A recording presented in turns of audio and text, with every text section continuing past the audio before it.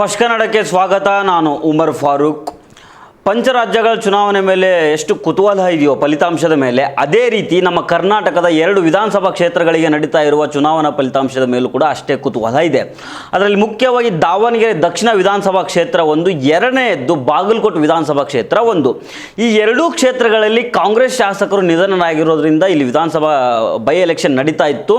ದಾವಣಗೆರೆ ದಕ್ಷಿಣ ವಿಧಾನಸಭಾ ಕ್ಷೇತ್ರದಲ್ಲಿ ಈ ಬಾರಿ ಅಚ್ಚರಿ ಎನ್ನುವಂತೆ ಮುಸ್ಲಿಂ ಮತದಾರರೇ ಹೆಚ್ಚಿನ ಸಂಖ್ಯೆಯಲ್ಲಿರುವ ದಾವಣಗೆರೆ ದಕ್ಷಿಣ ವಿಧಾನಸಭಾ ಕ್ಷೇತ್ರದಲ್ಲಿ ಕಾಂಗ್ರೆಸ್ ತೀವ್ರ ಹಿನ್ನಡೆಯನ್ನು ಅನುಭವಿಸ್ತಾ ಇದೆ.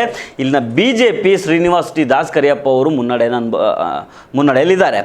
ಇನ್ನೊಂದು ಕಡೆ ಅತಿ ಹೆಚ್ಚು ಗಮನ ಸೆಳೆದಂತಹ ಬಾಗಲಕೋಟೆ ವಿಧಾನಸಭಾ ಕ್ಷೇತ್ರದಲ್ಲಿ ಅಚ್ಚರಿಯ ಫಲಿತಾಂಶ ಅಂತಲೇ ಹೇಳ್ಬೋದು. ಯಾಕಂದರೆ ಇಂತಹದೊಂದು ದೊಡ್ಡ ಫಲಿತಾಂಶವನ್ನು ಯಾರೂ ಕೂಡ ಊಹೆ ಮಾಡ್ಕೊಂಡಿರಲಿಲ್ಲ. ಆ ರೀತಿಯಾಗಿ ಬಾಗಲಕೋಟೆ ವಿಧಾನಸಭಾ ಕ್ಷೇತ್ರದ ಉಪಚುನಾವಣೆಯಲ್ಲಿ ಕಾಂಗ್ರೆಸ್ ಪಕ್ಷದ ಉಮೇಶ್ ಮೇಟಿ ಅವರು ಅತ್ಯಂತ ಮುನ್ನಡೆಯನ್ನು ಸಾಧಿಸಿದ್ದಾರೆ. ಅತಿ ಹೆಚ್ಚು ಮತಗಳ ಅಂತರದಲ್ಲಿ ಮುನ್ನಡೆಯಲ್ಲಿದ್ದಾರೆ.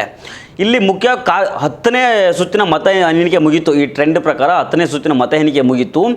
ಈ 10ನೇ ಸುತ್ತಿನ ಮತ ಎಣಿಕೆ ಆದ ನಂತರ ಕೂಡ ಕಾಂಗ್ರೆಸ್ ಪಕ್ಷದ ಉಮೇಶ್ ಮೇಟಿ ಅವರು ಬಿಜೆಪಿಯ ವೀರಣ್ಣ ಚರಂತಿಮಠ ಅವರಿಗಿಂತ ಅತಿ ಹೆಚ್ಚು, ಅಂದರೆ ಒಂದು ಸುಮಾರು 10,000ಕ್ಕೂ ಹೆಚ್ಚಿನ ಮತಗಳ ಅಂತರದಿಂದ ಮುನ್ನಡೆಯಲ್ಲಿದ್ದಾರೆ. ಇದಕ್ಕೆ ಪ್ರಮುಖ ಕಾರಣ ಏನಂತಂದರೆ ಸತೀಶ್ ಜಾರಕಿಹೊಳಿ. ಹೌದು, ಸತೀಶ್ ಜಾರಕಿಹೊಳಿಯವರು ತಿಂಗಳುಗಟ್ಟಲೆ ಬಾಗಲಕೋಟೆ ವಿಧಾನಸಭಾ ಕ್ಷೇತ್ರದಲ್ಲಿ ಬೀಡುಬಿಟ್ಟು ಅಲ್ಲಿ ತಂತ್ರಗಾರಿಕೆಯನ್ನು ರೂಪಿಸಿದರು. ಅವರ ತಂತ್ರಗಾರಿಕೆ ಬಹುತೇಕ ಭಾರಿ ಯಶಸ್ವಿಯಾಗಿದೆ ಅಂತಲೇ ಹೇಳಲಾಗ್ತಾ ಇದೆ.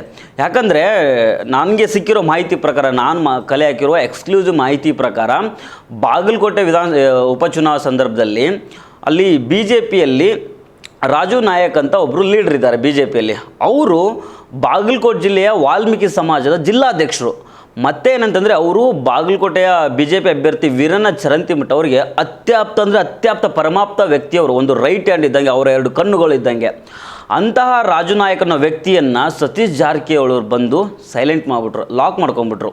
ಅಂದರೆ ಆ ವ್ಯಕ್ತಿ ಬಿ ಜೆ ಪಿ ಪರವಾಗಿ ಕೆಲಸಕ್ಕೆ ಇಳಿಲಿಲ್ಲ. ಅಂತಹದೊಂದು ಸ್ಥಿತಿಯನ್ನು ನಿರ್ಮಾಣ ಮಾಡಿ ಆ ತಂತ್ರಗಾರಿಕೆಯ ಮೂಲಕ ಬಾಗಲಕೋಟೆ ವಿಧಾನಸಭಾ ಕ್ಷೇತ್ರದಲ್ಲಿ ಮತ್ತೆ ಕಾಂಗ್ರೆಸ್ ಪಕ್ಷವನ್ನು ಗೆಲ್ಲಿಸುವಲ್ಲಿ ಸತೀಶ್ ಜಾರಕಿಹೊಳಿ ಅವರು ಯಶಸ್ವಿ ಆಗಿದ್ದಾರೆ ಅಂತ ಹೇಳಲಾಗ್ತಾ ಇದೆ. ಮತ್ತೊಂದು ಮುಖ್ಯ ವಿಚಾರ ಏನಂದರೆ, CM ಸಿದ್ದರಾಮಯ್ಯನವರು ಒಟ್ಟು 6 ದಿನ ಬಾಗಲಕೋಟೆ ವಿಧಾನಸಭಾ ಕ್ಷೇತ್ರದಲ್ಲಿ ಪ್ರಚಾರ ಮಾಡಿದರು. ಒಮ್ಮೆ ಬಂದು 3 ದಿನ ಅಲ್ಲೇ ಬೀಡುಬಿಟ್ಟಿದ್ರು, ಇನ್ನೊಮ್ಮೆ 3 ದಿನ ಬೀಡುಬಿಟ್ಟಿದ್ರು. ಒಂದು ಕಡೆ ಇದೆ HY ಮೇಟಿ ಅವರು ತೀರ್ಕೊಂಡಿರೋ ಅನುಕಂಪ ಇಲ್ಲಿ ವರ್ಕ್ ಆಗಿದೆ.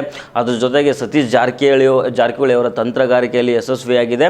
ಮತ್ತು CM ಸಿದ್ದರಾಮಯ್ಯನವರು ಬರೋಬ್ಬರಿ 6 ದಿನ ಅಲ್ಲಿ ಪ್ರಚಾರ ಮಾಡಿದ್ದಾರೆ.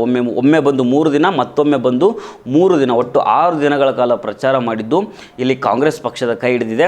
ಮತ್ತು ಗ್ರಾಮೀಣ ಭಾಗದಲ್ಲಿ ಕಾಂಗ್ರೆಸ್ ಪಕ್ಷಕ್ಕೆ ಹೆಚ್ಚಿನ ಮತಗಳು ಬಂದಿದ್ದಾವೆ. ಸಿಟಿಯಲ್ಲೂ ಕೂಡ ಅಷ್ಟೇ, ಜಾರಕಿಹೊಳಿ ಅವರು ಜಾಸ್ತಿ ಕಾನ್ಸಂಟ್ರೇಟ್ ಮಾಡಿದ್ದು ಬಾಗಲಕೋಟೆ ಸಿಟಿಯಲ್ಲಿ. ಯಾಕಂದರೆ ದಾವಣಗೆರೆಯಲ್ಲಿ ಒಂದು ನರೇಟಿವ್ ಕ್ರಿಯೇಟ್ ಆಗಿಬಿಟ್ಟಿತ್ತು. ಮುಸ್ಲಿಮರು ಕಾಂಗ್ರೆಸ್ ಪಕ್ಷಕ್ಕೆ ಈ ಬಾರಿ ಮತ ಹಾಕಬಾರ್ದು, ಕಾಂಗ್ರೆಸ್ ಪಕ್ಷವನ್ನು ಈ ಬಾರಿ ಸೋಲಿಸಲೇಬೇಕು ಅಂತ ಮುಸ್ಲಿಮರು ನಿರ್ಧಾರ ಮಾಡಿದರು. ಹೀಗಾಗಿ ಈ ಒಂದು ಎಫೆಕ್ಟು ಬಾಗಲಕೋಟೆಯಲ್ಲಿ ಆಗಬಾರ್ದು ಅಂತ ಸತೀಶ್ ಜಾರಕಿಹೊಳಿ ಅವರು ವಿಶೇಷವಾಗಿ ಮುಸ್ಲಿಂ ಮತಗಳ ಹತ್ರ ಅವರು ಕಣ್ಣಿಟ್ಟಿದ್ರು. ಮುಸ್ಲಿಂ ಮತಗಳು ಕೈ ತಪ್ಪಿ ಹೋಗಬಾರ್ದು ಅಂತ ಬಾಗಲಕೋಟೆ ಸಿಟಿಯಲ್ಲಿ ಇದ್ಕೊಂಡು ವರ್ಕ್ ಮಾಡಿದರು. ಸೊ ಹೈಂದ ಮತಗಳು ಹೇಗಿದ್ದರು, ಇವರು ಉಮೇಶ್ ಮೇಟಿ ಅವರು ಕುರುಬ ಸಮಾಜಕ್ಕೆ ಸೇರಿದವರಾಗಿದ್ದರಿಂದ ಹೈಂದ ಮತಗಳು ಕೈ ಯಾವುದೇ ರೀತಿಯಿಂದ ಎಲ್ಲೂ ಚದುರದಂತೆ ಸಾಲಿಡ್ಡಾಗಿ ಕಾಂಗ್ರೆಸ್ಸಿಗೆ ಬಂದಿರೋ ಸಾಧ್ಯತೆ ಇರೋದ್ರಿಂದ ಇಲ್ಲಿ ಕಾಂಗ್ರೆಸ್ಸು ಭರ್ಜರಿ ಅಂತರದಲ್ಲಿ ಮುನ್ನಡೆಯನ್ನು ಕಾಯ್ದುಕೊಂಡಿದೆ. ಇದಕ್ಕೆ ಮುಖ್ಯ ಕಾರಣ ಸತೀಶ್ ಜಾರಕಿಹೊಳಿ ಅವರು. ಇನ್ನೊಂದು ಇದಕ್ಕೆ ಕಾರಣ ಏನಂತಂದರೆ, BJPಯ ವೀರಣ್ಣ ಚರಂತಿಮಠ ಇದ್ದಾರಲ್ಲ, ಇವರು ಎಲ್ಲರೂ ಅಕ್ಸೆಪ್ಟ್ ಮಾಡುವಂತಹ ವ್ಯಕ್ತಿತ್ವ ಅಲ್ವಾ. ತೀರಾ ದಾಡಿಸಿ ವ್ಯಕ್ತಿತ್ವ, ಅಗ್ರೆಸಿವ್, ರೂಡು, ರ್ಯಾಶು, ಮಾತಾಡೋದು ಕೂಡ ಅದೇ ರೀತಿ ಇರುತ್ತೆ. ಇತ್ತೀಚೆಗೆ ಪಂಕ ಮಸೀದಿ ಗಲಾಟೆ ನಡೀತು ಬಾಗಲಕೋಟೆಯಲ್ಲಿ. ಮುಸ್ಲಿಮರು ಕಲ್ಲೆಸೆದ್ರು, ಹಿಂದೂಗಳ ಮೇಲೆ ಅಟ್ಯಾಕ್ ಮಾಡಿದರು ಅಂತ ಒಂದು ಹಿಂದೂ ಮತಗಳ ಧ್ರುವೀಕರಣ ಮಾಡೋದಕ್ಕೆ ಅಲ್ಲಿನ BJPಯವರು ಟ್ರೈ ಮಾಡಿದರು. ಆದರೆ ಇದು ಬಾಗಲಕೋಟೆಯಲ್ಲಿ ವರ್ಕೌಟ್ ಆಗಿಲ್ಲ. ಬಾಗಲಕೋಟೆಯ ಜನರು ಇದು ಮತ್ತೊಮ್ಮೆ ಇದು ಶರಣರ ನಾಡು, ಸೂಫಿ ಸಂತರ ನಾಡು ಅನ್ನೋದನ್ನು ಪ್ರೂವ್ ಮಾಡಿದ್ದಾರೆ. ಇಲ್ಲಿ ನಿಮ್ಮ ಕೋಮುವಾದ ನಡೆಯೋದಿಲ್ಲ ಅಂತ ವೀರಣ್ಣ ಚರಂತಿಮಠ BJPಯವರ ಮುಖಕ್ಕೆ ಹೊಡೆದಂತೆ ತಮ್ಮ ಓಟಿನ ಮೂಲಕ ಈ ಬಾರಿ ಬಾಗಲಕೋಟೆ ಜನರು ಉತ್ತರವನ್ನು ಕೊಟ್ಟಿದ್ದಾರೆ. ಮುಸ್ಲಿಮರ ಮತಗಳು ಮತ್ತು ಹೈಂದ ಮತಗಳು ಸಾಲಿಡ್ಡಾಗಿ ಕಾಂಗ್ರೆಸ್ಗೆ ಬಂದಿರೋದ್ರಿಂದ ಇಲ್ಲಿ ಕಾಂಗ್ರೆಸ್ಸು ಅತ್ಯಂತ ಹೈ ಆಗಿ ಮುನ್ನಡೆಯಲ್ಲಿದೆ.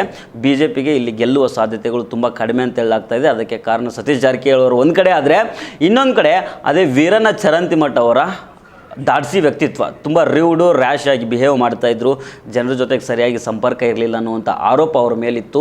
ಹೀಗಾಗಿ ಈ ಉಪಚುನಾವಣೆಯಲ್ಲಿ ಬಾಗಲಕೋಟೆ ವಿಧಾನಸಭಾ ಕ್ಷೇತ್ರದಿಂದ ಉಮೇಶ್ ಮೇಟಿ ಅವರು ಭಾರಿ ಮುನ್ನಡೆಯನ್ನು ಕಾಯ್ದುಕೊಂಡಿದ್ದಾರೆ.